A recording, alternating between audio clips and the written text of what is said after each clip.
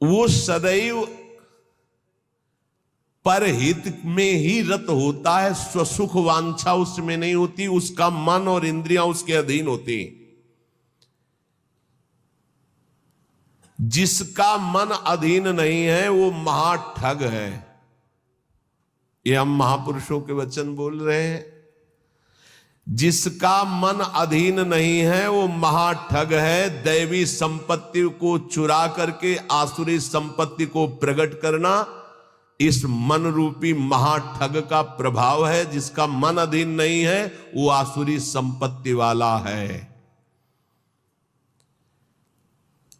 नाना प्रकार से सत भजन रूपी धन का अपहरण करवाता है मन काम क्रोध आदि से मिल करके। इसलिए जो भक्त होता है सबसे पहले इस महाठग को अपने अधीन करता है, मन को। उसकी हर बात का अनादर करके सदगुरु की बात से इस मन को वश में किया जाता है, मन की बात का अनादर करके। और जो मन के अनुसार चलता है वो स्वयं महाठग अपने को ठगा करके ऐसे कार्य करता है जिससे पछताना पड़े। तो भक्त का पहला लक्षण है मन विजयी, स्वसुख वांछा का त्यागी, पहला लक्षण है इसमें जो वर्णन कर रहे हैं। दूसरा है भक्त मृत्यु विजयी होता है। मन विजयी, इंद्रिय विजयी, और दूसरा मृत्यु विजयी। वो हर समय सच्चिदानंद भगवान के चिंतन में इतना निमग्न रहता है कि उसके अंदर से मृत्यु का भय खत्म हो जाता है, मरने का भय खत्म हो जाता है। मन और इंद्रियां अधीन और मृत्यु के भय से मुक्त भक्त का लक्षण। जिए काल बस ना परे, समुझ जियाए शरण ते डरत ना काल डर, शुद्ध भक्त का लक्षण। तीसरा, सदैव गुरुदेव और भगवान के अनुकूल ही कार्य करने वाला, जिससे गुरुदेव की आज्ञा पालन और भगवान की प्रसन्नता हो, उसके अलावा कोई भी अन्य कार्य उस भक्त के द्वारा नहीं हो सकते। अर्थात तस्मात् शास्त्रम प्रमाणन्ते कार्याकार्यो व्यवस्थितो। उसके आचरण साधुता के अनुकूल, गुरु के अनुकूल, शास्त्र के अनुकूल, भगवान के अनुकूल। श्री कृष्ण अनुकूलेन प्रतिकूलस्य वर्जनम, प्रतिकूलस्य वर्जन, प्रतिकूल को त्याग दिया, विसर्जनम पूर्ण रूप से त्याग दिया। पहला है मन और इंद्रियों को वश में करने वाला। अगर मन और इंद्रियों को वश में नहीं किया तो महाठग होगा, क्योंकि मन बहुत ठगी है। वो सारी देवी संपदा को चुरा कर आसुरी संपदा प्रकाशित करता है, इसलिए उसका स्वभाव ठगी हो जाएगा। जो मन और इंद्रियों को वश में नहीं किया, ठगी का मतलब पाखंड, बाहर से बड़ा और अंदर से पोला। अंदर से वही काम क्रोध लोभ मोह मद की प्रवृत्तियां, वही धन, वही भोग वासनाएं। बाना कुछ और है और आचरण कुछ और है। दूसरा है मृत्यु पर विजय प्राप्त की, मृत्यु के भय का नाश हो गया, वही भक्त है। पहला लक्षण शरणागति में आता है निर्भय, मृत्यु का भी भय खत्म हो गया है। तो जो साधक है वो चल रहा है, लेकिन वो मृत्यु से थोड़ी डरता है, वो तो चल रहा है प्रभु की तरफ। और जो प्रभु का भक्त हो चुका है उसके अंदर मृत्यु का भय कैसे होगा। तीसरा, भूल न दे कुमारक पाऊं। गुरु और इष्ट के प्रतिकूल आचरण बन ही नहीं सकता भक्त के द्वारा। वो सदैव गुरुदेव की आज्ञा और इष्ट देव की प्रसन्नता पर ध्यान रखकर कार्य करता है। चौथा, सदैव देखता रहता है कि मेरे गुरुदेव, मेरे इष्ट देव मुझे देख रहे हैं। मैं जो भी आचरण कर रहा हूं मेरे गुरुदेव देख रहे हैं, मेरे इष्ट देव देख रहे हैं। एक शिष्य बनने के लिए दो लोग गए, गुरु ने दोनों को तरबूजे दिए, कहा एक तुम जाओ ऐसी जगह से अमनिया करो जहां कोई देख ना रहा हो, ऐसी जगह जाके काटो जहां कोई देख ना रहा हो। एक आए, थोड़ी देर में काट के बैठ गए। बोले उसको भी आ जाने दो। शाम तक घुमा, लौट के ऐसे ही पूरा रख दिया, जिससे अमनिया की हुई बैठे थे, उनसे पूछा कि तुम बहुत जल्दी आ गए मनिया करके, कहाँ? बोले प्रभु एक ऐसे एकांत स्थल में गया, आसपास देखा कोई नहीं था, चिड़िया भी नहीं थी, वहां से काट के ले आए। अच्छा आप क्यों नहीं शाम तक घूमते रहे? बोले प्रभु मुझे कोई ऐसा स्थान नहीं दिखाई दिया जहां आप न हो। आपने कहा था कोई न हो, तो मुझे कोई ऐसा स्थान नहीं दिखाई दिया, क्योंकि अखंड मंडलाकारम व्याप्तम इन चराचरम, आप चर अचर में व्याप्त मेरे गुरुदेव हैं, मेरे गुरुदेव देख रहे हैं, इसलिए आपने कहा था कोई ना देख रहा हो। तो प्रभु हर समय आप मुझे दिखाई दे रहे थे, इसलिए मैंने काटा। तो जो काट लिए थे उनसे कहा कि तुम तरबूज पाओ और निकल लो, तुम्हारी दीक्षा नहीं होगी। और जो नहीं काटे थे उनसे कहा तुम दीक्षा के अधिकारी हो। ये चौथा, जो हर समय ये देख रहा है कि मेरे गुरुदेव मुझे देख रहे हैं, मेरे इष्ट देव मुझे देख रहे हैं, मैं जो भी आचरण कर रहा हूं मेरे गुरुदेव देख रहे हैं। पांचवा, ये भक्त का लक्षण, अपने परिवार से तनिक भी मोह ना होना। भगवत, चाहे गृहस्थ हो चाहे विरक्त, भगवत भाव होना, मोह ना होना। मोह गए बिनु राम पद होई न दृढ़ अनुराग। भगवान की ही तरफ हर वृत्ति, सब में भगवत भाव, मोह किसी से नहीं। और छठवां, महान दुख विपत्ति को आदर पूर्वक मुस्कुरा कर सहना। समझ में आ रहा? ये हैं भक्त के लक्षण। महान दुख, जो गुरु भक्त होता है उसमें दया, नम्रता, साधुओं से प्रेम, दंभ शून्यता, असंगता, निष्कामता, तीव्र वैराग्य, शांति, एकांतवास, केवल भगवान से संबंध, ये 10 बातें जागृत हो जाती हैं जो ये गुरु की शरणागति लेकर के आराधना करता है। सज्जन, साधुजन, भक्तजन उसे ही कहते हैं जो किसी भी माता बहन में काम भाव न देखे, जो किसी से धन लेने की चाह न करे, जो दूसरे के दुख को देखकर स्वयं दुखी हो जाए, और जो हर समय ईश्वर को अपने सामने रखता है, उसे कहते हैं साधु। उसे साधु कहते हैं, चाहे वो गृहस्थ हो चाहे विरक्त हो। फिर किसी भी स्त्री की तरफ काम भाव न करना, दूसरे के धन लेने की भावना का त्याग करना, दूसरे को दुखी देखकर स्वयं दुखी हो जाना, और हर समय ईश्वर के सानिध्य का अनुभव करना। सर्वत्र भगवान है तो यहां भी भगवान है, सबके भगवान है तो मेरे भी भगवान है, सब समय भगवान है तो इस समय भी भगवान है, सबको देख रहे हैं तो मेरे को भी देख रहे हैं। श्री भगवान का अखंड स्मरण, सब में समता का व्यवहार, संतों में विशेष भाव, नम्रता और प्राण मात्र में भगवत भाव, ये स्वाभाविक भक्त के अंदर आने लगते हैं।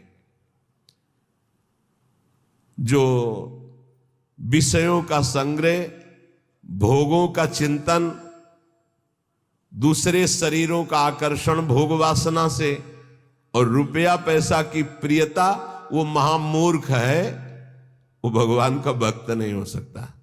महामूर्ख इसलिए कि मूर्ख उसे कहते हैं जो कबाड़ बटोरता है, बुद्धिमान उसे कहते हैं जो कीमती वस्तु लेता है। कीमती वस्तु हरि नाम में भगवान को छोड़कर कबाड़ बटोर रहा है। भेष बहुत अच्छे व्यापारी का है और कबाड़ बटोर रहा है। भेषधारी हरि के उर सालें, भगवत ऋषि जी ने कहा है। जब तुम्हारे सामने धर्म और भजन की बात आवे तो उसे कल के लिए मत टालिए, तुरंत उसे स्वीकार कीजिए। और जब पाप की बात आवे तो तुरंत कल के लिए टाल दीजिए, उसको लंबा टाल दीजिए। शायद अभी बुद्धि ठीक नहीं है, उसको लंबा टाल दीजिए। लेकिन धर्म और भजन और सेवा की बात जब आवे तो उसे कल के लिए मत टालिए, अभी काल करे सो आज कर, आज करे सो आप, पल की में परलय होएगी बहुर करेगो कब। भोजन की चिंता का तनिक भी भाव भक्त के हृदय में नहीं होता, भोजन कहां मिलेगा। दूसरा, अर्थ की व्यवस्था से जीवन यापन करने का स्वभाव भक्त का नहीं होता। तीसरा, भयानक रोग आने पर मस्ती में कोई फर्क ना पड़े। चौथा, कोई भी संग ना दे तो भी असंग भाव में नित्य मगन रहे। ये भक्तों के लक्षण वर्णन हो रहे हैं। भोजन की चिंता का त्याग, धन की व्यवस्था से जीने की भावना का त्याग, भारी रोग की स्थिति में मस्ती में कोई फर्क ना आवे भक्त का लक्षण, और किसी के भी संग में उसकी कोई रुचि नहीं है, असंगता का उसको सुख है।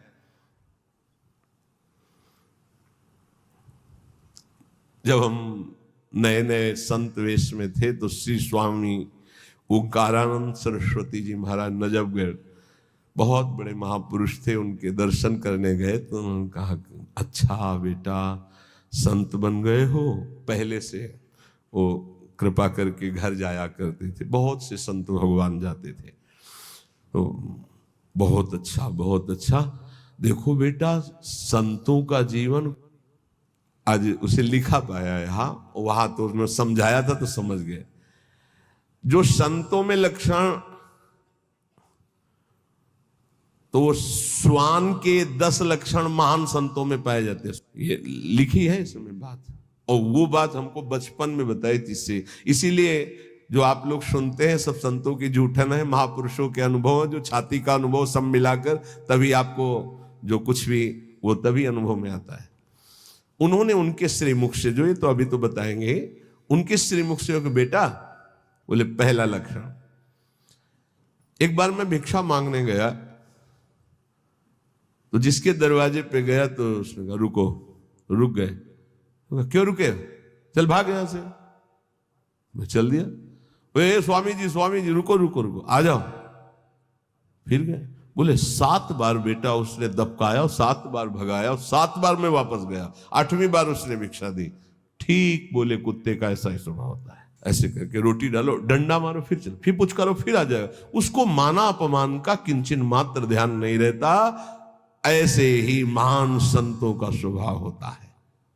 एक स्वभाव कि आप ऐसे करो, फिर तो एक बार देखेगा, फिर लौट के आएगा, फिर आप डंडा हुआ, फिर दबका दो, फिर वो जय बार करोगे तय बार वापस। उसे माना अपमान का बोध नहीं होता। श्वान के ये 10 लक्षण महान संतों में पाए जाते हैं। वो अपनी भूख मिटाने के लिए माना अपमान का ध्यान नहीं करता भिक्षान्न के द्वारा। इसमें केवल इतना संकेत विस्तृत से उन्होंने बताया था। दूसरा,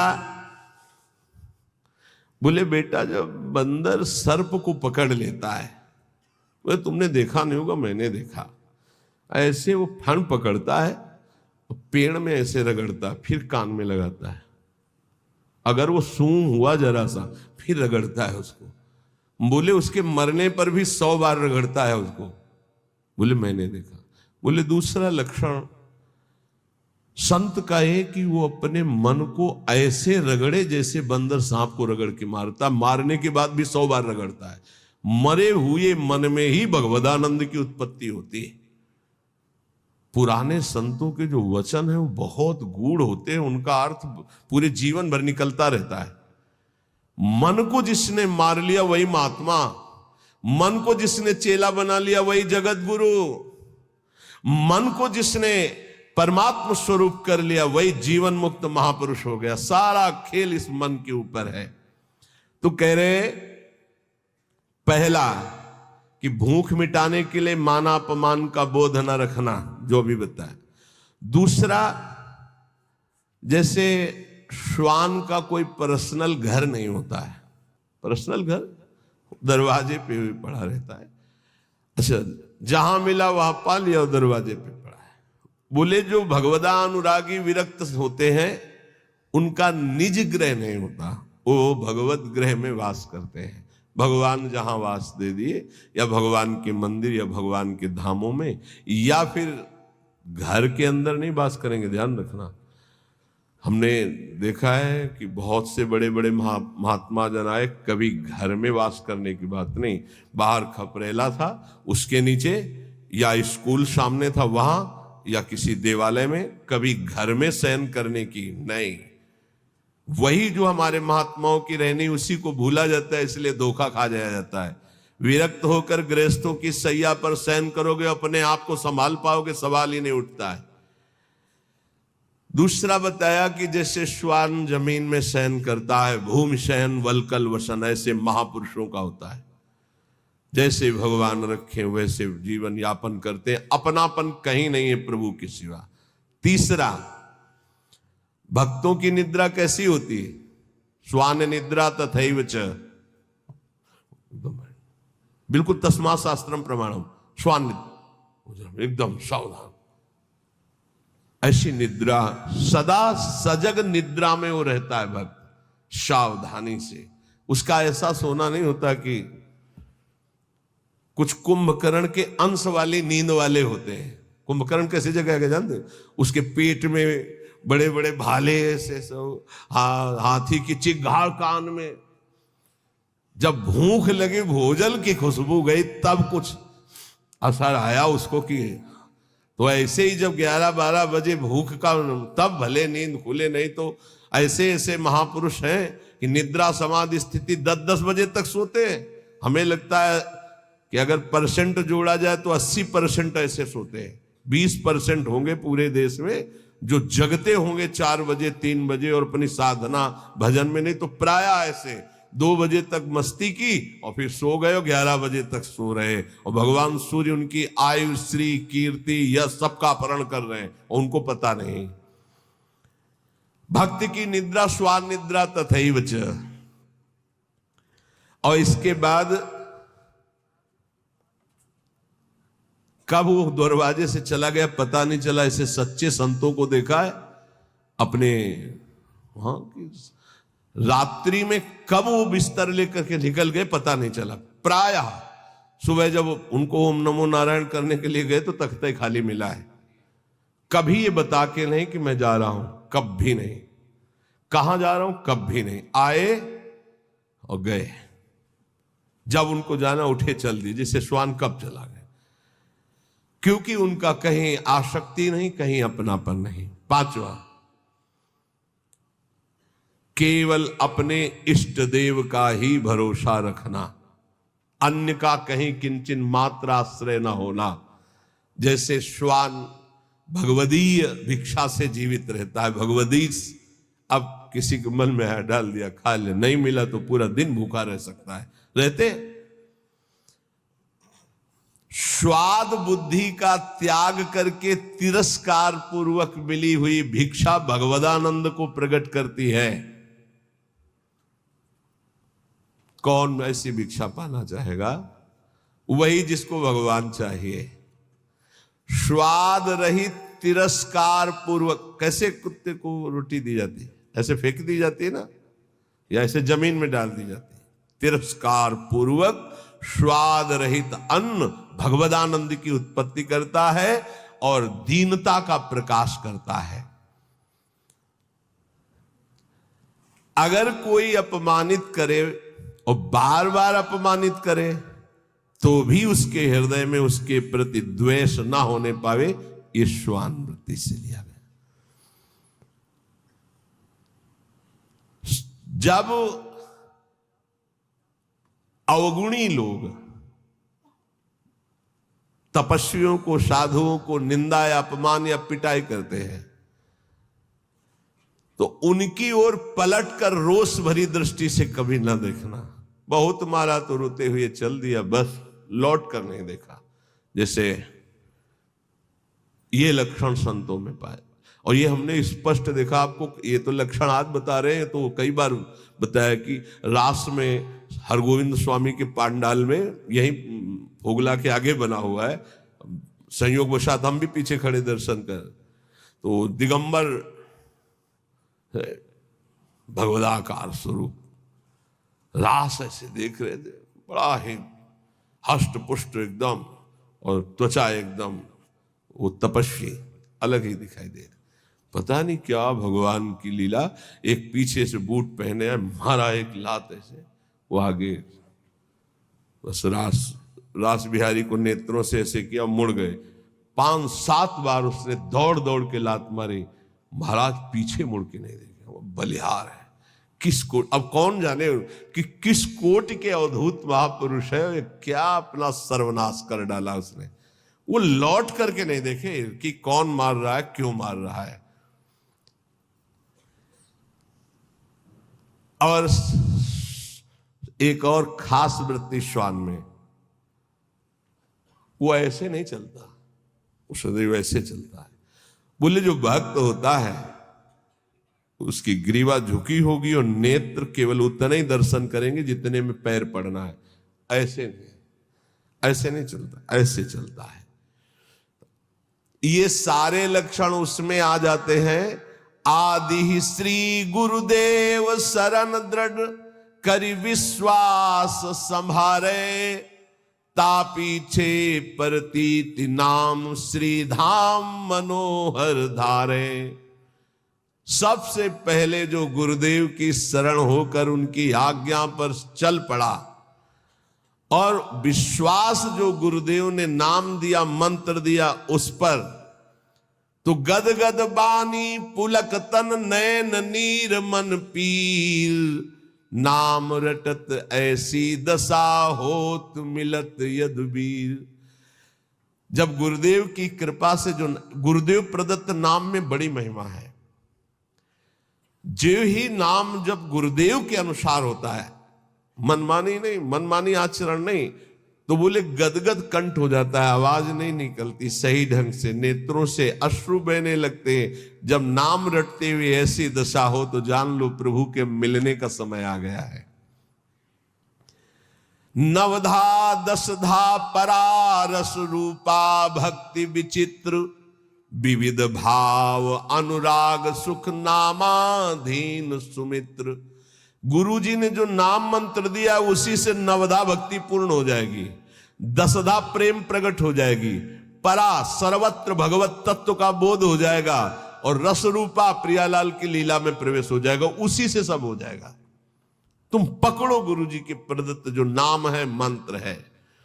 विविध भाव अनुराग सुख नामाधीन सुमित्र, ऐ सुंदर मित्र मेरी सलाह मान ले। गुरुदेव प्रदत्त नाम से नवधा दसधा परा रस रूपा भक्ति विचित्र और विविध भाव अनुराग सुख नामाधीन सुमित्र। जो गुरु प्रदत्त नाम है वो नवधा भक्ति पूर्ण कर देगा, वो तुम्हारे हृदय में दसधा प्रेम प्रकट कर देगा, परा तत्वबोध प्रकट कर देगा, रस रूपा लीला प्रवेश करा देगा, विविध भावों के द्वारा आराध्य देव की सेवा, ये सब नाम से प्राप्त हो जाता है। जौलो रग रग से नहीं सुधन नाम निज सार, निकषत परम प्रकाश में मधुर मोहब्बत यार। ए मित्र, जब तक तुम्हारे रोम रोम में नाम की धड़कन नहीं समा जाएगी तब तक ये मोहब्बत नहीं होगी प्रभु से, प्यार नहीं होगा प्रभु से। इसलिए रटिलो मन मन लीन सहित श्री नाम ही तोलो। सब कलम से एक भक्त ने प्रश्न किया कि दिन दूना रात चौगुना भक्ति बढ़े, ऐसा साधन बताइए। एक ही ऐसा साधन है, मन मन से, बस नाम मन मन से। अगर दिन दूना रात चौगुना भक्ति न बढ़े तो आप हमसे बताइएगा। ये सब बाहरी सेवाओं का, बाहरी कार्यों का फल है कि आपका अंदर का चिंतन तैल धारावत इष्ट देव में हो जाए। पूरे जीवन के लक्ष्य की बात कह रहा हूं। हमारी गुरुदेव भगवान के प्रदत्त यही बचपन से निष्ठा बन गई थी कि एक भी श्वास खाली नहीं जानी चाहिए। बस ये अहोभाग्य कि हमें गुरुदेव भगवान ने बचपन में ही ये सूत्र डाल दिया था, एक भी श्वास सुमिरन के बिना जाए तो धिक्कार तुम्हारे जीवन को। तो ना माला में ना गणना में इस पे हमारी कभी रुचि नहीं रही, गायत्री जी के सिवा।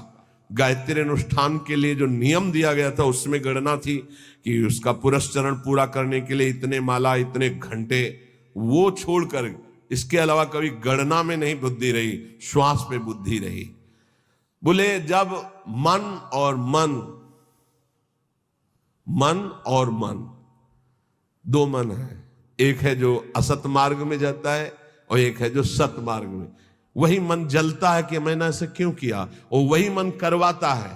तो मन दोनों, हमारा जो असत मार्ग का मन, सत मार्ग का मन, जब दोनों एक होकर केवल मन नामाकार हो जाए, दो मन से सौदा होता है, कर लूं क्या यार, ये करना सही रहेगा कि नहीं रहेगा, नहीं सही रहेगा, नहीं यार कर लेते हैं। ऐसे प्रत्येक कर्म जो होते हैं संकल्प विकल्प करके, संकल्प विकल्प खत्म, एक निश्चय पक्का बुद्धि का कि नाम ही सर्वोपरि है। अब वो मन में निरंतर नाम रहा है। तो बोले फिर जो आनंद प्रकट होता है, वो आनंद एक बार प्रकट होता है, फिर कभी नष्ट नहीं होता, वो बढ़ता रहता है। वो बड़े बड़भागी जन हैं जो इस नाम में अपनी रुचि कर पाते हैं। पर जो अशुद्ध भोजन पाते हैं, चोरी करते हैं, मस्खरी करते हैं, और पर नारी पर शरीर स्पर्श करते हैं काम भोग के लिए, और वो चाहते हैं कि हम भजन कर ले या भक्त रूप रख के निर्वाह कर ले, तो बोले वो पाखंड है, वो दंभ है, नहीं भजन नहीं। फिर देख लीजिए, जो अच्छा भोजन करना चाहते हैं, जो हंसी मस्खरी मजाक में समय व्यतीत करते हैं, जो पराई नारी पराये तन को काम भाव से स्पर्श करते हैं और चाहते हैं कि मैं दीदार करूं प्रभु का, भजन करूं प्रभु का, भक्त वेश धारण, बोले दम्भ है, वो पाखंड है। इसलिए इन बातों का सुधार हमारे जीवन में रहे। जवान का चटोरापन छोड़ दिया जाए। बहुत खा लिया यार, कितना खाओगे, आज ये कल वो कल वो। तुम्हारी इच्छा नहीं होनी चाहिए, इच्छा रहित भोजन करो। देखो ये बात बैठा लीजिए, बहुत जरूरी है। इच्छा रहित, इच्छा क्या है तुमसे खुद पूछा जाए तो तुम्हारे हृदय में ढूंढने पर इच्छा ना निकले, आज क्या बनना चाहिए, तो आपके हृदय में ही नहीं आना चाहिए कि क्या बनना चाहिए, ये नहीं होना चाहिए। तो ये चटूरापन गया, मस्खरी हंसी मजाक है। नारायण हरि भजन में पांचों सुहात विषय भोग, निद्रा, हंसी, जगत प्रीति, बहुबात। कुछ साधकों का स्वभाव होता है चुटकी लेना, मजाक करना, विनोद करना। हमें लगता है सुधार करना चाहिए इस पर। उदासीन गंभीर स्वभाव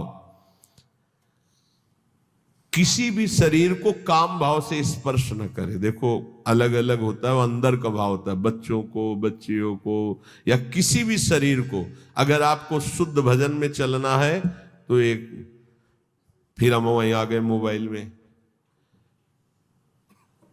कल एक बच्चा बहुत विकल होके रो के सभा में कह रहा था ऐसे, हम कहा नाम जप करो बच्चा, इससे ठीक हो जाए। बोले कुछ नहीं रह गया उपाय, गुस्सा आ रहा है फिर तुम्हारे ऊपर।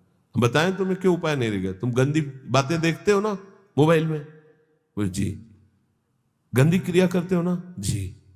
अगर आप, यहां तो शास्त्र में लिखा है स्पर्श मत कीजिए काम भाव से किसी भी शरीर को, चाहे पुरुष शरीर हो, चाहे स्त्री शरीर, चाहे बच्चा, किसी को भी।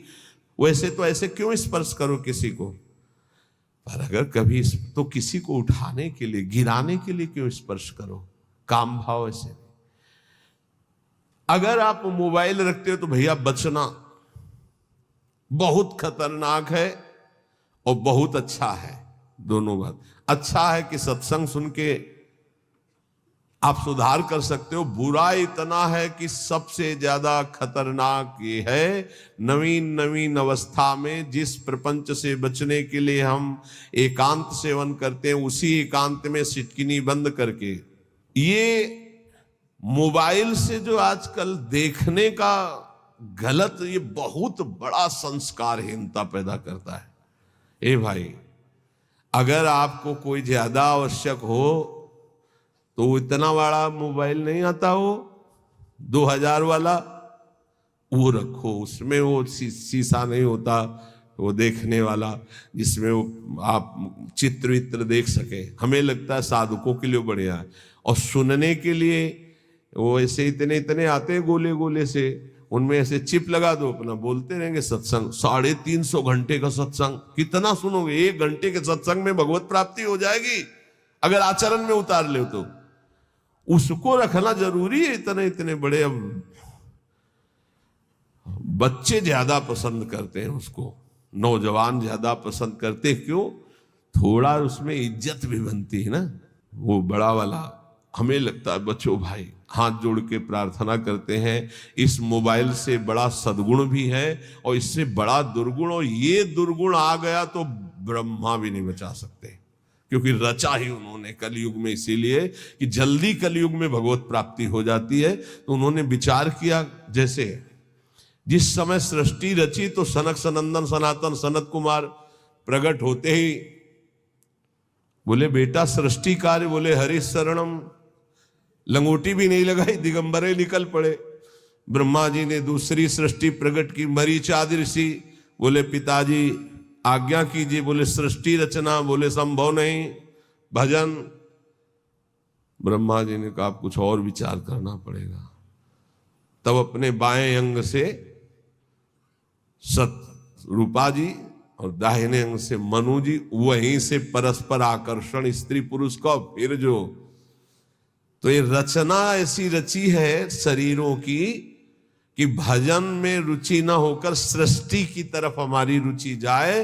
तो प्रार्थना है यदि थोड़ा भी सतमार्ग में चलने की इच्छा हो, तो गृहस्थ हो या विरक्त हो, नौजवान हो या बूढ़े हो, ये जो इसमें लिखी है बात, इसको बचाने के लिए बहुत जरूरी है। इतना शासन अपने ऊपर कर लो, या तो कि मोबाइल से गलत चीज नहीं देखोगे। देखो जितने लोग यहां बैठे हो, हमें लगता है नहीं देखते होगे, और अगर कोई भूल से देखता हो तो आज कसम खाओ कि कभी गंदी बात मोबाइल से नहीं देखेंगे। और जिनके कान में सत्संग पड़े बाहर भी, तो मान लो कि तुम वृंदावन में बैठे हो, कसम खा रहे हो वृंदावन में कि आज से मैं मोबाइल से गंदी बात नहीं देखूंगा। हो गई बात। सब कोई जो नहीं, वैसे हमें 100% विश्वास है कि यहां जो बैठे काय को देखेंगे, लेकिन कुछ % ऐसा हो सकता है। आज से कसम है जितने यहां बैठे हैं जो नहीं देखते हैं उनको राधे राधे प्रणाम, बढ़िया बात है, आप बहुत अच्छे हो। और जो देखते हैं, श्री जी जानती है, आज से कसम है उनको जो आज से गंदी बात देखें। जो बाहर सुने या तो सुने ना, यहीं से बंद कर देना, स्विच ऑफ कर देना अगर तुम्हारे कान में शब्द पड़े, और अगर सुन लिया पूरा तो तुम्हें भी कसम है तुम गंदी बात नहीं देखोगे मोबाइल में, जहां तक बाहर चली जाए बात। क्योंकि बहुत हमारे नवीन पीढ़ी को नाश करने के लिए ब्रह्मा जी के द्वारा ऐसी बुद्धि दे दी गई कि ऐसा यंत्र रचा गया। और बहुत धन्यवाद है मोबाइल रचना को कि विदेश में भी बैठे हुए वृंदावन में क्या सत्संग हो रहा है वो सुन रहे हैं। तो जड़ चेतन गुण दोष में विश्व कीन करतार, संत हंस गुण गाहे पे परिहरिवार विकार। जितना भजन करो भगवान को अर्पित कर दो, भगवान की बैंक में जमा कर दो। बहुत सावधानी से एक एक मिनट कर्म करो। संसार का सब कार्य करते हुए, अहरनिश नाम जप करते हुए दूसरों के सुख का ख्याल रखो, अपने सुख का ख्याल छोड़ दो। आलस्य, प्रमाद ये बहुत बड़े शत्रु हैं मानव जीवन के। किसी काम में आलस्य मत करो। ना करने योग्य कार्य को बहुत लंबा टालो, करने योग्य कार्य को तत्काल करो। जब तक तुम्हारे ऊपर भयानक रोग और दुख नहीं आ जाता, तब तक मृत्यु से बचने का उपाय कर लो, नाम जप। अगर दुख आ चुका है तो फिर शरणागत हो जाओ अंदर से, तो भगवान भजन प्रारंभ करवा देंगे। कभी आमदनी की भावना भजन करने वाले में ना आने पावे। कितना आया, कितना आया, अमुक प्रोग्राम के बाद कि आमदनी की भावना ना आने पावे। कम बोलो, कम खाओ, कम सो, अधिक नाम जप करो, सत्संग करो, एकांतवास करो और अपने जीवन धन प्रभु का दृढ़ भरोसा रखो कि इसी जन्म में भगवत प्राप्ति